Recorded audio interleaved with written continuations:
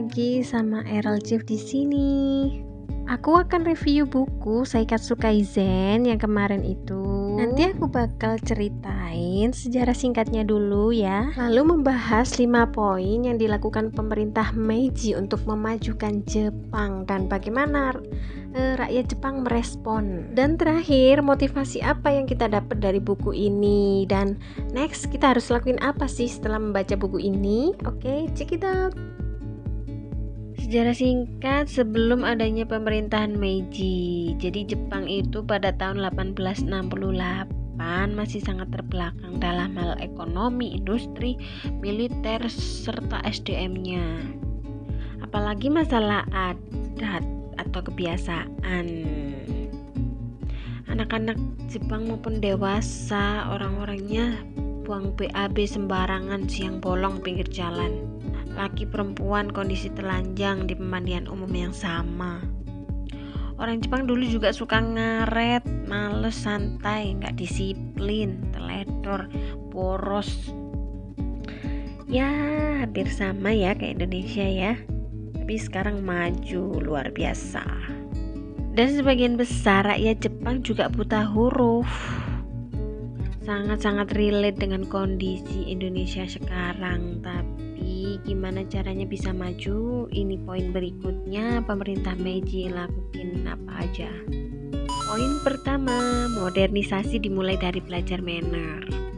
Pemerintah Meiji melakukan agenda pembangunan nasional atau yang disebut bahasa Jepangnya Bunmei Kaika. Secara harfiah artinya membangun masyarakat yang beradab.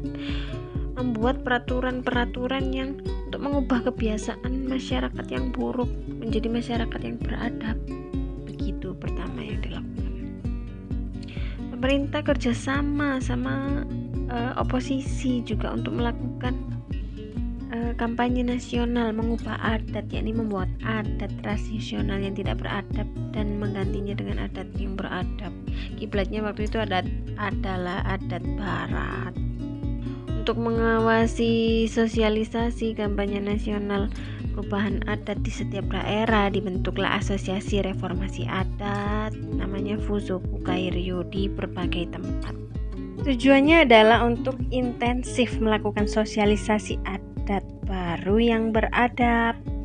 Pemerintah juga berhasil merangkul oposisi. Tokoh partai oposisi sendiri yang sebelumnya paling lantang mengecam pemerintah menyadari Jepang tidak akan berubah hanya dengan menjatuhkan pemerintah. Maka oposisi sama-sama juga melakukan sosialisasi kampanye pentingnya reformasi adat. Jepang akan bisa jadi negara kuat jika rakyatnya itu berubah dari tidak beradab menjadi beradab.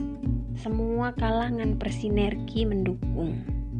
Berikutnya, pemerintah menghapus strata sosial feodal. Jadi di Jepang itu ada kasta-kasta gitu.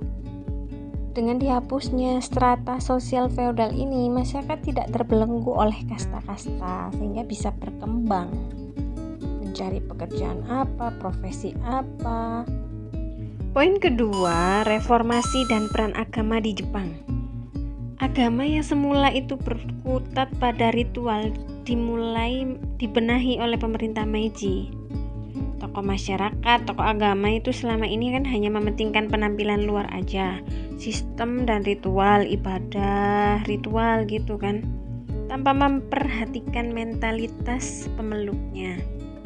Pemerintah Meiji menuntut agar agama ini memiliki andil untuk memajukan masyarakat, salah satunya dengan memperbaiki mentalitas pemeluknya.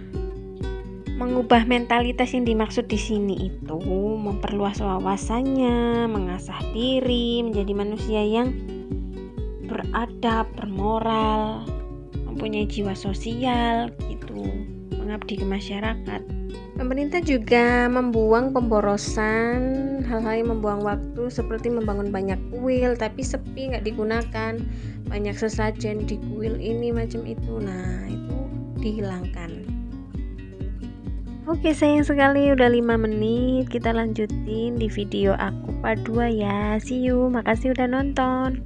Jangan lupa share ke teman kamu ya.